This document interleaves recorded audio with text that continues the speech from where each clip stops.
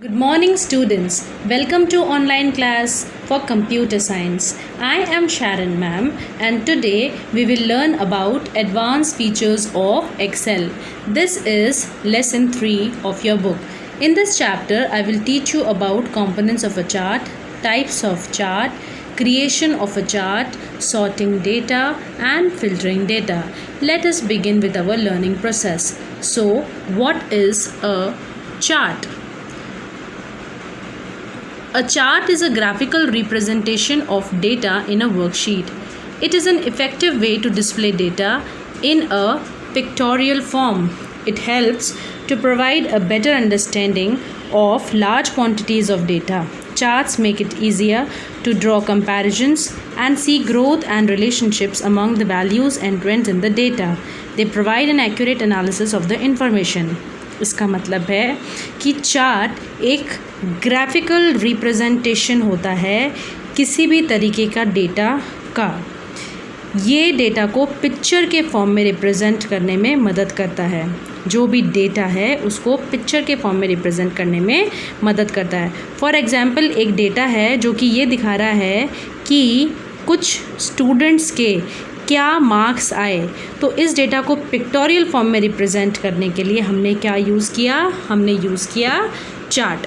Now let us come quickly on the next topic, components of chart. Chart के क्या क्या components होते हैं? First component is chart area. इस diagram में जो आपकी बुक में दिया हुआ है ऑन पेज नंबर 29, जब आप देखेंगे तो 1 पॉइंट यहाँ लिखा हुआ है। इसका मतलब है this is the chart area. इसमें सारे ऑब्जेक्ट्स चार्ट के इंक्लूडेड होते हैं, जैसे कि ये प्लॉट एरिया इसके अंदर आता है, ये एरिया इसके अंदर आता है, ये वाला एरिया जो कि वाई एक्सिस और एक्स एक्सिस को दिखा रहा है, लीजेंड्स, ये सारी की सारी चीज़ें कहाँ पर आती हैं? चार्ट एरिया के अंदर। कैटेगरी एक्सिस को एक्स एक्सिस भी कहा जाता है। कैटेगरी एक्सिस को एक्स एक्सिस भी कहा जाता है। ये हॉरिजॉन्टल एक्सिस होती है आपके चार्ट की।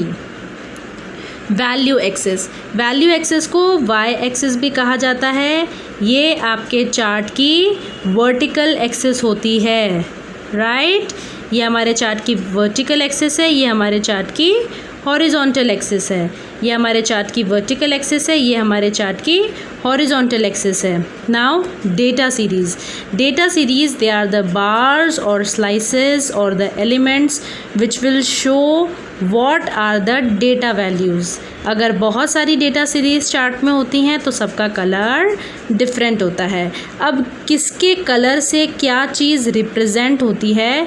ये होते हैं लीजेंड्स। ये क्या होते हैं? लीजेंड्स। प्लॉट एरिया वो एरिया होता है जहाँ पर ग्राफ को एक्चुअली प्लॉट किया जाता है। ये जो ग्रे एरिया आपको नज़र आ रहा है आपके बुक के अंदर, ये है आपका प्लॉट एरिया। उसके बाद में चार्ट टाइटल यहाँ लिखा जाता है। ग्रिड लाइंस, ये जो लाइंस होती हैं जो चार्ट में बनती हैं ताकि आप अंडरस्टैंड कर सकें, रीड कर सकें प्रॉपरली वैल्यूज़ को, वो होती हैं ग्रिड लाइंस। जैसे कि देखिए यहाँ पर 80 मार्क्ड है, यहाँ पर 80 मार्क्ड है, और ये जो ग्रिड लाइन जा रही है ये किसकी जा रही है? 80 की जा रही है। अब यहाँ पर 75 वाला रिप्रेजेंटेशन है जो कि 80 और 60 के बीच का है। तो इसके बारे में इंफॉर्मेशन कैसे पता चली कि ये 75 है? क्योंकि ये 80 के थोड़ा सा नीचे आया था और हमने ग्रिड लाइन से अंडरस्टैंड किया कि ये 75 है। इस कारण से ग्रिड लाइंस चार्ट में बनाई जाती हैं। Now types of chart. Excel में बहुत वाइड वैरायटी चार्ट्स की मिलती हैं ताकि हम डेटा को रिप्रेजेंट कर सकें। सारे चार्ट्स जो एक्सेल में यूज़ किए जाते हैं वो किसी अलग पर्पस को शो करते हैं। यहाँ पे हम चार्ट बनाने जा रहे हैं एक डेटा के ऊपर जिसमें नाम हैं स्टूडेंट्स के, उनके इंग्लिश के मार्क्स हैं, उनके हिंदी के मार्क्स हैं और उनके टोटल मार्क्स हैं, यानी इसका और इसका जो एडिशन है वो इसमें शो किया गया है। अब देखते हैं हम कि इस डेटा को हम चार्ट फॉर्म में कैसे रिप्रेजेंट करेंगे। सबसे पहले देखिए आप बार चार्ट एक ऐसा चार्ट होता है जो कि कंपैरिजन शो करता है किसके बीच में? Individual data items. कौन है डेटा आइटम्स? कौन है यहाँ पे डेटा आइटम्स? ये सब स्टूडेंट्स, ये सब कौन है? ये सब डेटा आइटम्स हैं। डेटा आइटम्स के बीच में कंपैरिजन शो करने के लिए हमने क्या यूज़ किया? हमने बार चार्ट यूज़ किया डेटा एलिमेंट्स के बीच में कंपैरिजन शो करने के लिए। ठीक है, यहाँ पे हमने देखा कि लॉन्ग रेक्टेंगुलर रॉड्स का इस्तेमाल किया गया है चार्ट में डेटा को रिप्रेजेंट करने के लिए। ये लॉन्ग रेक्टेंगुलर रॉड्स क्या होती हैं? ये होती हैं बार्स। अगर ये वर्टिकली प्लेस्ड हैं तो चार्ट ऐसा दिखाई देता है, अगर ये हॉरिजॉन्टली प्लेस्ड हैं तो चार्ट ऐसा दिखाई देता है। ठीक है, ये जो वैल्यूज़ हम नीचे की तरफ लिखते हैं और ये जो वैल्यूज़ हम साइड में लिखते हैं, इनको क्या कहा जाता है? ये चार्ट के प्लॉटिंग वैल्यूज़ हैं जिस पे चार्ट प्लॉट होगा। अब ये जो वैल्यूज़ जो नेम फॉर्मेट्स में हमें लिख के दी गई होती हैं, ये होती हैं कैटेगरीज़। ये क्या होती हैं? Categories. What are they? Categories. और ये जो वैल्यूज़ होती हैं, ये क्या होती हैं? इनको बोला जाता है वैल्यूज़। ये जो न्यूमेरिक फॉर्मेट्स होते हैं, इनको क्या बोलते हैं हम लोग? वैल्यूज़। और ये जो टेक्सचुअल फॉर्मेट्स होते हैं, इनको हम क्या बोलते हैं? कैटेगरीज़। राइट। तो अगर आपका चार्ट हॉरिजॉन्टली प्लॉटेड है तो आपकी कैटेगरीज़ जो हैं वो कहाँ पर आएंगी? वाई एक्सिस पे आएंगी। और आपकी वैल्यूज़ कहाँ चली जाएंगी? एक्स एक्सिस पे चली जाएंगी। मगर अगर आपका चार्ट वर्टिकली प्लॉटेड है तो आपकी वैल्यूज़ कहाँ पे जाएंगी? वर्टिकल एक्सिस में, वाई एक्सिस में चली जाएंगी। और आपके कैटेगरीज़ कौन सी एक्सिस में चली जाएंगी? एक्स एक्सिस में चली जाएंगी। यहाँ पर हमने ये डिफरेंस देखा। ठीक है, वर्टिकल प्लॉटिंग ऑफ चार्ट और हॉरिजॉन्टल प्लॉटिंग ऑफ चार्ट में। ठीक है, अब आता है कॉलम चार्ट। कॉलम चार्ट जो होता है वो क्या करता है? किसी पीरियड ऑफ टाइम में क्या चेंजेस आए, क्या ट्रेंड्स बने, उनको डिस्प्ले करने के लिए कॉलम चार्ट यूज़ होता है। यानी कि जैसे जैसे टाइम बदला तो क्या ट्रेंड बदला, ऐसी कोई चीज़ें आपको शो करनी है तो आपको कॉलम चार्ट का इस्तेमाल करना पड़ेगा। ये डिफ़ॉल्ट चार्ट टाइप है MS एक्सेल की। इसका मतलब है कि अगर आप कोई चार्ट टाइप नहीं सेट करेंगे तो आपको default chart type column chart मिलेगी। ठीक है, यहाँ पर आपने देखा है कि कैटेगरीज़ कैसे ऑर्गेनाइज्ड हैं? हॉरिजॉन्टली। वैल्यूज़ कैसे ऑर्गेनाइज्ड हैं? वर्टिकली, है ना? वैल्यूज़ वर्टिकली ऑर्गेनाइज्ड हैं और कैटेगरीज हॉरिजॉन्टली ऑर्गेनाइज्ड हैं। Line chart. लाइन चार्ट एक ऐसा चार्ट होता है जिसके अंदर लाइंस का इस्तेमाल करके ट्रेंड्स को दिखाया जाता है कि बराबर इंटरवल ऑफ टाइम में क्या सेटिंग्स में बदलाव आए। बराबर इंटरवल ऑफ टाइम में सेटिंग्स में क्या बदलाव आए। जैसे कि आप ग्राफ पेपर पे एक ग्राफ प्लॉट करते हैं, वैसे ही लाइन चार्ट पे लाइंस प्लॉट की जाती हैं। एरिया चार्ट इसी का यूनिक वर्जन है, लाइन चार्ट का ही यूनिक वर्जन है। बस इसमें क्या है, थोड़ा सा इसकी खूबसूरती को विजुअली अच्छा किया गया है, जिसमें क्या है, मैग्नीट्यूड ऑफ चेंज जो होता है कि यहाँ से यहाँ तक कितना बदलाव आया, यहाँ से यहाँ तक कितना बदलाव आया, वो आपको और भी ज़्यादा अच्छे से सफाई से दिखाई देता है। तो वो एक एरिया चार्ट होता है।